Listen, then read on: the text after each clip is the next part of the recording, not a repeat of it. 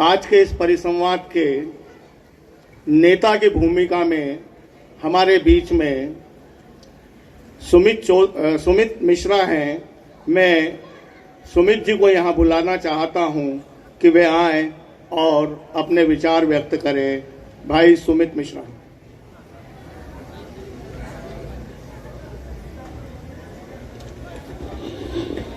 देखो भैया, क्या है, सबको टिप टाप कर दूंगा। क्या?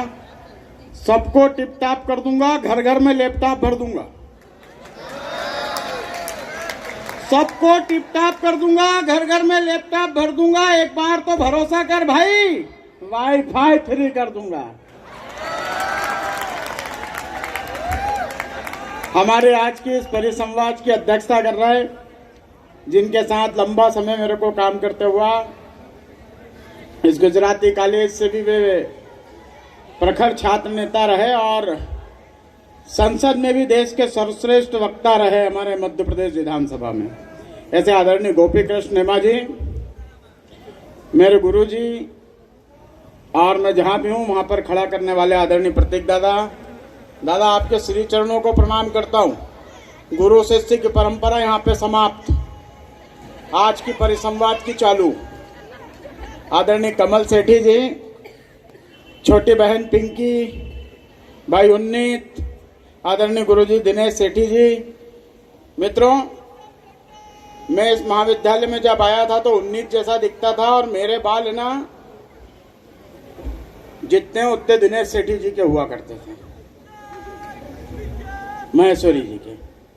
खैर, सामने आदरणीय सुब्रा मैडम बैठी हैं, हमारी सुनीता जैन मैडम बैठी हैं, राजश्री मैडम बैठी हैं, पगारे सर बैठे हैं, हमारे बहुत सारे गुजराती कला विधि महाविद्यालय के कॉमर्स के आदरणीय शर्मा सर, भंडारी सर, उपस्थित आप सभी मित्रों। मेरी जो भूमिका है ना वो नेता की है। अब क्या है मित्रों कि लोगों ने किया बदनाम, रुसवा इस कदर हमको, लोगों ने किया बदनाम, रुसवा इस कदर हमको कि हर महफिल में अपनी दास्तां दोहराई जाती है और खुद संभलता नहीं लोगों से शबाब अपना, तो क्यों नाहक हम पे तोहमत लगाई जाती है। चाहे जिस महफिल में देखो नेताओं पे आरोप लगा देते हो यार। कभी नेताओं का जीवन जी के देखना। सुबह 6 बजे उठते हैं, मंगलवार का दिन हो, ये आम आदमी आता है मेरे पास, मेरा हाथ पकड़ता है, हाथ पकड़ के घर के बाहर ले जाता है। ब्रश भी नहीं किया होता हूं मैं उस समय, इसके घर के ढक्कन के पीछे ले जाता है, उठा के चेम्बर का ढक्कन उठाता है। देखो यार भैया, अब बताओ, मंगलवार का दिन बजरंगबली का दर्शन करें कि इसके चेम्बर का? मां से फ्री होता नहीं हूं भैया। नगर निगम वाले आए थे मेरे घर। आजकल मैंने 10 कमरे का एक मकान बनाया है। 2 कमरे में रहता हूं साहब, 8 कमरे के अंदर मैं हॉस्टल चलाता हूं। अब वो व्यवसायिक कर मांग रहे हैं, नेताजी तो जरी मदद कर दो। मेरे घर आएंगे, सुबह सुबह चाय पिलाता हूं, अपने मोबाइल से फोन लगाता हूं, अपनी गाड़ी पे बिठा के नगर निगम ले जाता हूं, इनका काम निपटाता नहीं हूं। तत्काल बोलते भैया कलेक्टर में जाति प्रमाण पत्र भी बनवा दो। नगर निगम से कलेक्टर जाता हूं, जाति प्रमाण बनवाता नहीं, उसके पहले बोलते भी आईडिया की एनओसी भी आज ही जाहिर करवा दो। फिर इनकी आईडिया की एनओसी जाहिर कराता हूं। उसके बाद चुनाव आता है, चुनाव के 1 रोज पहले ये मेरे से दारू मांगता है, फिर मेरे से पायजाब मांगता है, फिर मेरे से साड़ी मांगता है, फिर मेरे से कंबल मांगता है। अब बताओ, जब ये मेरे को बिगर लिए दिए वोट नहीं देगा तो यार मेरे घर के आटे डिब्बे में भी आटा लगता है ना। कभी पूछा कि नेताजी आपके घर पे आटा कौन डालता है डिब्बे में? कभी पूछा कि भैया आपके मोबाइल का बिल कौन भरता है? कभी पूछा कि आपकी गाड़ी में पेट्रोल कौन डालता है? मैंने ये महिलाओं को 33% आरक्षण दिया, 50% दिया नगर निगम में दादा। मैंने अपनी सुविधाओं को काटकर महिलाओं को 50% आरक्षण दिया, तो उसमें भी मेरे साथ बहुत बड़ी बड़ी समस्याएं खड़ी होती हैं। अब यदि मैं मेरी पत्नी को चुनाव लड़ा दूं दादा, और मैं बाहर ना लुंगी में बैठूं, लाल मंजन हाथ में करता हुआ, तो पहले कार्यकर्ता आता, बोले भैया भाभी बाहर झाड़ू लगाती रहती है। तो पहले कार्यकर्ता आता, बोले भाभी भैया हैं? बोले नहीं, रात को लेट आए थे। अच्छा ठीक है, थोड़ी देर में आ जाऊंगा। अब मैंने दे दिया 50% आरक्षण महिलाओं को, ये घर से बाहर निकलने को तैयार नहीं। अब होता क्या है कि जब महिला पार्षद बन जाती है तो मेरी दुविधा सुनना, मैं धोती के अंदर लाल मंजन दांत में घुसता होता हूं, तो मेरा कार्यकर्ता आता, बोले भैया भाभी है क्या? मैंने क्यों? बोले कुछ काम था, चला जाता। फिर पार्षद तो अपनी पत्नी, अपन बाहर चौराहे पे खड़े रहते में फिर एक कार्यकर्ता आता, बोले क्यों भैया दिन में 2 बजे भाभी फ्री है क्या? मैंने कहा क्यों? बोले भैया सयाजी होटल ले जाना, 2-4 मिनट का काम है, उद्घाटन करके छोड़ दूंगा।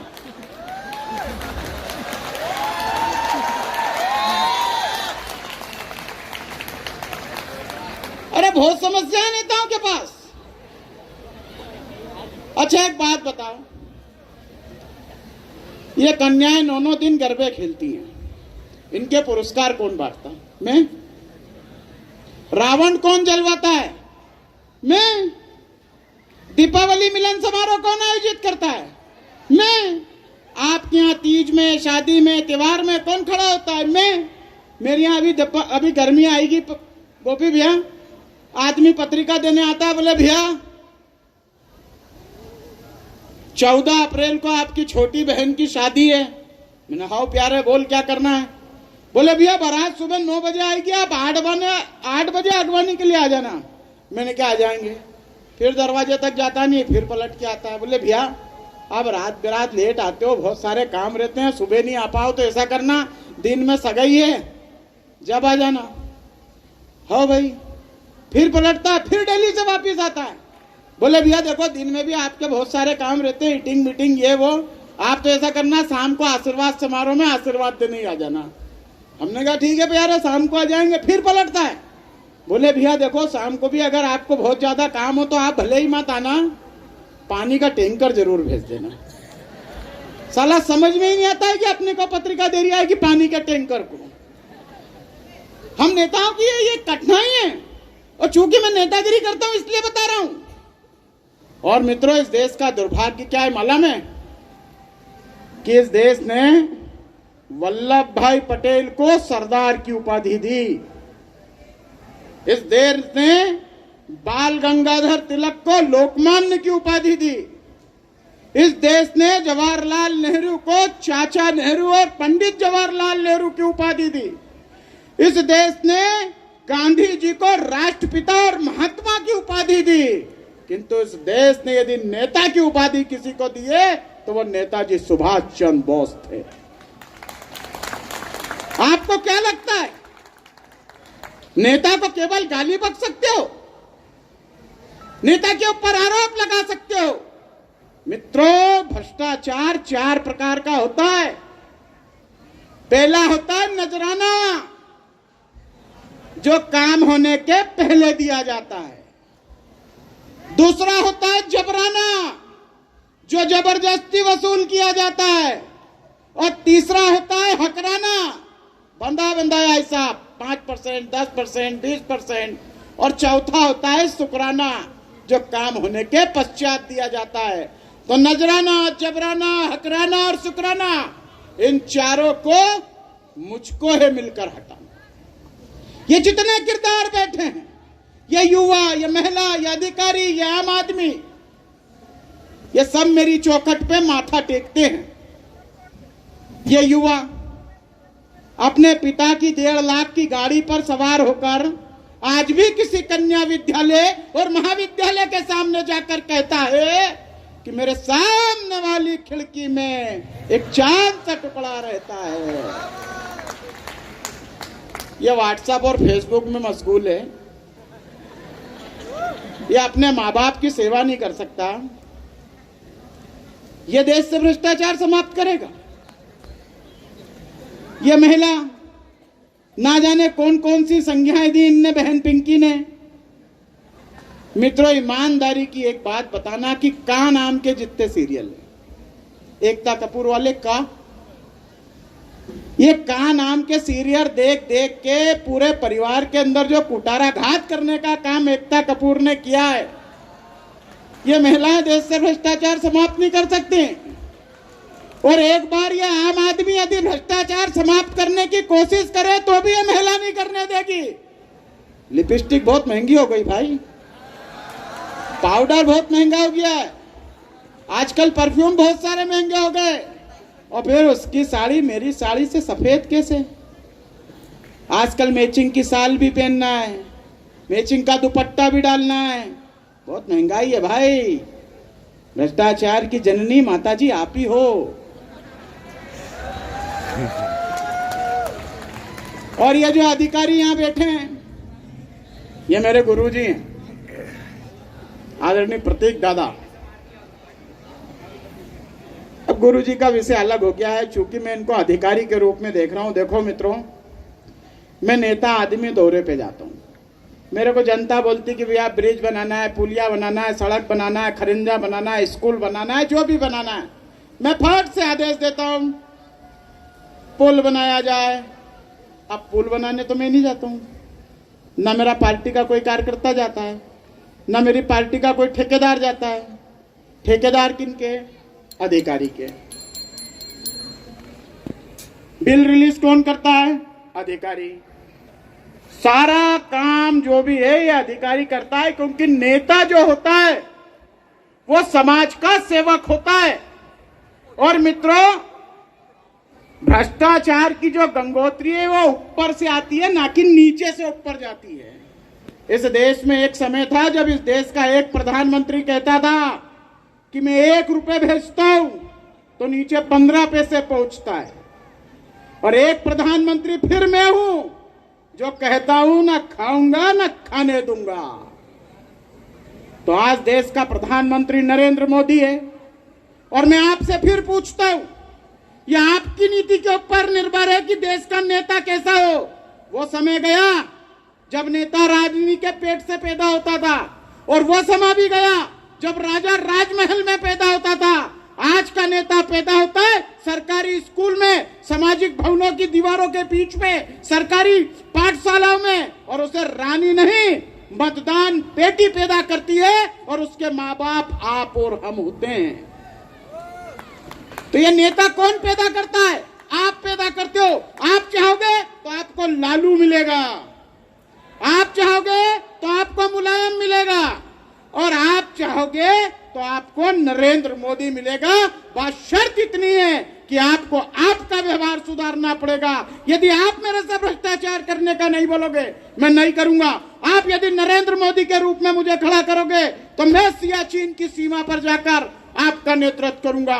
मैं चीनी सैनिकों को खदेड़ूंगा, मैं परमाणु अणु बम सारा बना कर दूंगा, क्योंकि मैं नेता आशा और विश्वास का मरता सागर, त्याग और तपस्या का रूपक, धरती सा वृक्ष, आसमां सा बुलंद, सरस्वती की वीणा का सरगम, प्रेमी का गीत, ब्रह्मा के मस्तक का तेज, और झुके तो पैर चीड़ का, और उठे तो शीश हिमालय का। यह होता है नेता। और नेता जो होता है वो समाज का निर्माण करता है, और नेता का निर्माण आप लोग करते हो। इसलिए आप लोगों की भूमिका आप सही कर लीजिए, इस देश से भ्रष्टाचार समाप्त हो जाएगा। ना ये युवा, ना ये आम आदमी, ना ये अधिकारी और ये महिला, ये सब मेरे दरवाजे पे आते हैं। ये अधिकारी को ट्रांसफर रुकवाना हो मेरे पास आएगा, ये युवा को पास फेल होना हो मेरे पास आएगा, ये महिला के पास छोटी मोटी जरूरतें मैं पूरी करता हूँ। ये आम आदमी तो मेरे से बिगड़ लिए दिए कुछ करता ही नहीं है, मेरा पट्टा होता ही है। इसलिए आप सबको कह रहा हूँ, इसलिए आप सबको कहता हूँ, ये आधुनिक युग का देवता कौन? नेता। आपके दुख का निवारण करने वाला कौन? नेता। अरे मैं तुम्हारा भाई हूँ यार। अच्छा एक बात बताओ, ये आप सब कॉलेज में बैठे हो, अब यहाँ पे शुरुआत में दिनेश महेश्वरी सर ने कहा कि भंडारी सर रिटायर होने वाले थे जब उन्होंने एक कमेटी बनाई। इस देश का सबसे बड़ा दुर्भाग्य यही है कि हर अच्छा आदमी अच्छा काम जब भी करना शुरू करता है जब वो जाने ही वाला होता है। उसने बोला यार अपने ऊपर कोई आरोप प्रत्यारोप होना नहीं, क्योंकि भांग पूरा कुएं में घुली है, ये सारे भ्रष्टाचारी मिलके अपनी फाइल चटकाएंगे। तो इन्होंने बोला क्या करना है, बोले अपने को 3 दिन बचे हैं भैया रिटायर होने में, तो बोला भ्रष्टाचार की कमेटी बना दो। और गुरु आपको फंसा दिया। खैर आप चिंता मत करना, हम है ना नेता, आप सबका भला करेंगे। और आप सब नौजवानों से एक बात कहना चाहता हूं मित्रों, कभी कभी मैं प्रतीक दादा के क्लास में जाता था, तो प्रतीक दादा मुझे अर्थशास्त्र पढ़ाते थे और उस समय एक बात कहते थे, कार्ल मार्क्स का एक सिद्धांत है कि बुरी मुद्रा अच्छी मुद्रा को चलन से बाहर कर देती है। और यही इस देश का दुर्भाग्य है कि अच्छे लोग, पढ़े लिखे लोग, शिक्षित लोग, समझदारी लोग, शिष्टाचारी लोग घरों में बैठते हैं, इसलिए बुरे गुंडे डाकू और उचक्के नेतागिरी करते हैं। निवेदन करने आया हूं कि आप नेतागिरी में आइए, आप समाज का नेतृत्व कीजिए, राष्ट्र का नेतृत्व कीजिए। आप में से कोई नया नरेंद्र मोदी पैदा होना चाहिए और फिर इस राम लल्ला को झोपड़ी से उठा के महल में बिठा देना, काशी में भव्य मंदिर बनवा देना। इसी भावना के साथ आप सबको बोलता हूं, और मेरे साथ यदि मेरी बात से सहमत हो तो ये सदन मेरे साथ नारा लगाना चाहिए, बोलिए भारत माता की जय, भारत माता की जय, जय श्री राम, जय श्री राम।